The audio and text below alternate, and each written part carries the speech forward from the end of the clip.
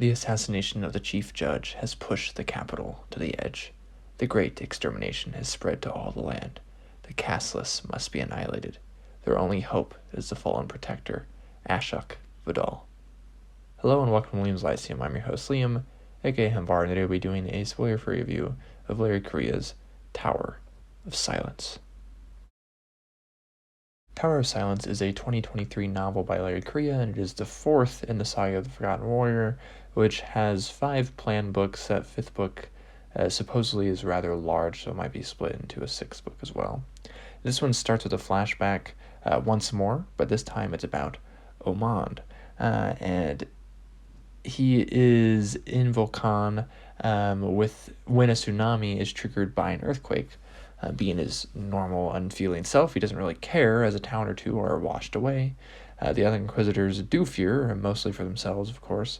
This intro really throws into contrast the fearlessness of Ashok and Omand, right? Because they're both rather fearless. Ashok in a kind of Conan-esque way, Omand as a psychopathic type of way.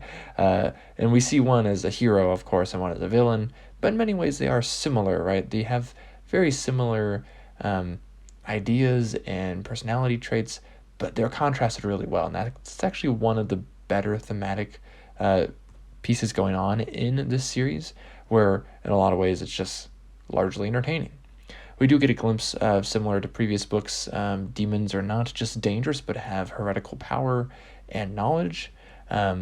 They know things that the humans don't know for some reason. We learn much about demons at the start, and also that these gods are more appropriately immortal wizards in Omand's eyes. And we learn little of the trade that involves the children of Ram Rowan as well. When we meet Ashok again, he is on Fortress, a prisoner that unwittingly floated to the island after the attack at Garo. It's ironic that he arrives in such a manner, and surprising he didn't even die when he was attempting to die. The gun manufacturers are not happy. It's been about a year since the last book ended, and we learned then that Mother Dawn has plans for Gutch. Radha is with Jagdish, who goes to a house war, and the chief judge was murdered, allowing for the great extermination to begin in each house. The fortress people worship the gods and eat seafood, putting them somewhat in common with the casteless, at least in Ashok's eyes for sure. And Baradas is another piece added in the last book. He has Akershan's ancestor blade, and it's nice to see Jagdish as a father being so protective of his daughter. I realize this is fantasy in relation to sci-fi, like Red Sister by Mark Lawrence's, which is technically Dying Earth.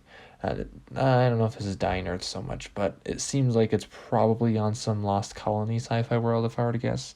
I guess there is a chance it could be Earth, but hard to tell at this point. The pacing, though, is much better, I feel like, than it was in books 2 and 3.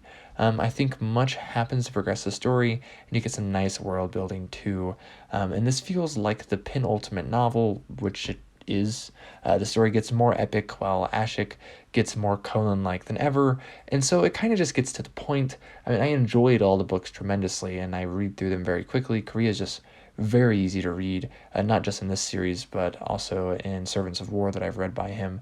But this was so entertaining, and it still has those themes of law. It has a little bit of themes of like blood and like how that relates, which is kind of tied into like the Chosen One of fantasy thing, which seems a little outdated in time, but it hasn't really come to fruition, so we're not sure how that really plays out yet. We shall see, I assume, at the end of the series. But overall, I'm very impressed by just how entertaining it is, how Correia makes it move very swiftly. He keeps it entertaining. But again, he does much better here in Tower of Silence than I feel like he does in any of the previous books, and this is my favorite easily in the series. It has some pretty awesome stuff that you should experience, especially if you're an epic fantasy fan, which, you know, a lot of fantasy readers are. So, anyways, Liam from Liam's Lyceum. I'll catch you next time.